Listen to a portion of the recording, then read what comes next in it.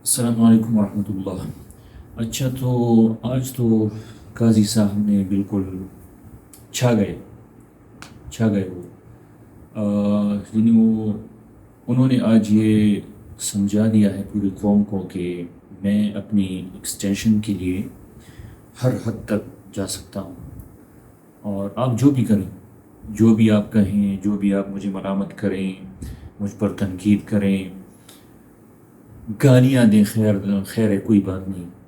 Twitter پہ گالیاں مجھے پڑ رہی ہوں، میری ایسی ایسی تصویریں قاضی صاحب کی میں نے دیکھی ہیں سوشل میڈیا پہ، ایکس پہ، کہ میں ایک پکچر کے نیچے تو میں نے لکھا بھی ہے، کمنٹ بھی کیا کہ پلیز ایسا نہ کر۔ یعنی اس حد تک عوام ان سے نفرت کر رہی ہے، لیکن ان کو کوئی پرواہ نہیں، بالکل وہ ڈٹے ہوئے ہیں اپنے موقف پہ، اپنے جو ارادے ہیں اس ملک کی تباہی کے، وہ بالکل ڈٹے ہوئے ہیں، کوئی پرواہ نہیں ان کو۔ میں آج تو بس انہوں نے حد ہی کر دی نا کہ آپ خریدنا، ہارس ٹریڈنگ، جو بھی بس آپ کر لو، کوئی آپ کو نہیں روکے گا۔ یہ نیشنل سیکیورٹی کے نام پر جو بھی کچھ کرنا چاہے، کسی کے ساتھ بھی کوئی بھی ظلم کرنا چاہے، بس صرف یہ کہہ دے کہ یہ نیشنل سیکیورٹی کے لیے میں کر رہا ہوں، بس اٹس انف، پھر وہ ہو جائے گا، کوئی بات نہیں۔ اور آپ گھوڑوں کی طرح یہ منڈی بھی لگا سکتے ہیں، ایم این ایس کی، این پی ایس کی، کوئی بات نہیں، بس کرتے رہو بھائی صاحب۔ نہ اخلاقیات کی کوئی پرواہ، نہ اس کی کہ ہم مسلمان ہیں یار، یہ ایک اسلامی ملک تو نہیں ہے لیکن مسلمانوں کا ملک تو ہے، اتنا تو ہم کہہ سکتے ہیں کہ مسلمانوں کا ملک ہے، مسلمان ہیں ہم سب الحمدللہ۔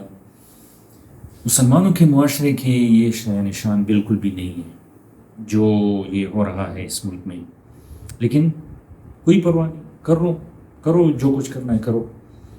قاضی صاحب، میں صرف آپ سے ایک بات مجھے کرنی تھی۔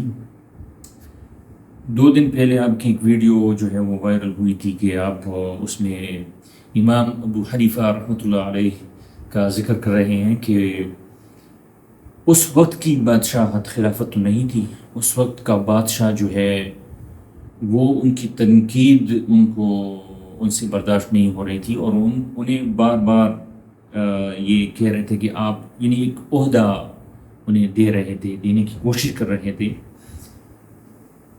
آپ نے پورا سچ نہیں بتایا اس ویڈیو میں، آدھا سچ بتایا۔ ایک تو یہ کہ امام ابو حنیفہ جو ہے وہ بالکل امام اعظم ہیں ہمارے، اور ہم انہی کے مسلک پر ہیں، تو ان سے یہی امید کی جا سکتی تھی کہ جو ظلم، جو زیادتی اس وقت کی جا رہی ہو تو وہ تنقید تو کریں گے اس کام پر۔ تو آپ نے پوری سچ بات، یعنی سچ بتا دیتے ہیں ہم سب کو، پوری قوم کو۔ اس وقت کا بادشاہ جو ہے، انہوں نے امام ابو حنیفہ رحمۃ اللہ علیہ کو قاضی القضاء، یعنی آج کے دور میں جسے چیف جسٹس کہتے ہیں، اس عہدے کا انہوں نے لالچ دیا، لیکن امام ابو حنیفہ رحمۃ اللہ علیہ نے بالکل صاف انکار کر دیا کہ میں یہ نہیں کر سکتا، کیونکہ انہیں پتا تھا کہ جو مجھے یہ عہدہ دے رہے ہیں یہ مفت میں نہیں دے رہے، فری میں نہیں دے رہے، اس کے بدلے میں مجھے اس بادشاہ کے لیے اور اس کی حکومت کے لیے، اس کے گورنمنٹ کو بچانے کے لیے ہر وہ ذلت کا کام کرنا ہوگا جو بالکل بھی یعنی مجھے میرا دین، میرا اللہ، میرا رسول صلی اللہ علیہ وسلم اس کی اجازت نہیں دیتا، مجھے وہ کرنا ہوگا اس کے لیے۔ تو اسی لیے امام اعظم رحمۃ اللہ علیہ نے اس عہدے سے صاف انکار کر دیا، انہیں جیل میں ڈالا گیا، انہیں جتنا ان پر تشدد کیا جا سکتا تھا وہ کیا۔ آپ پڑھیں پلیز، آپ ابھی اپنی وہ ہمارا امام ہے نا، تو میں آپ سب سے میری گزارش ہے کہ آپ پڑھیں ان کے بارے میں کہ ان کے ساتھ کیا ہوا، کیا کیا ان کے ساتھ ہوا اس جیل میں۔